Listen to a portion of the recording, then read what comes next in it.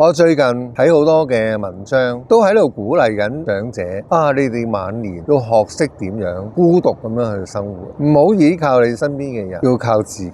似乎晚年孤獨嘅生活係長者一定要經過嘅階段。孤獨喺人際關係裏邊咧，係一個負面嘅形容詞，即係話我身邊冇人傾得埋，我身邊冇人關心我，我身邊冇人願意同我傾偈。我覺得係一個好悲涼嘅一個境界。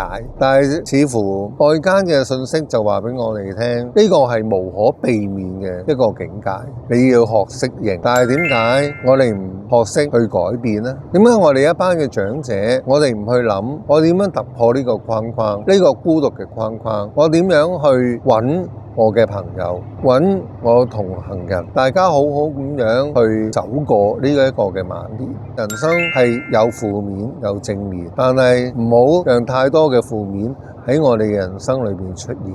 我哋要去為我哋嘅晚年去揾出路，讓我哋嘅晚年活得精彩。而一啲嘅年青人喺而家呢個社會都講緊跨代共融，不妨走入你身邊老人家嘅世界裏邊。有人形容長者係一個金池塘，佢裏邊有好多豐富嘅資源同埋價值，係一班嘅年青人應該去探索嘅一個世界，對你會係一個好大嘅益處，對雙方亦都會成為一個嘅祝福。期望呢一個嘅關係能夠解除長者生活上面嘅孤單，亦都令到一班嘅年青人喺呢一班嘅長者身上吸取更加多、更加豐盛嘅經驗。呢個世界唔需要再孤單，祝福大家。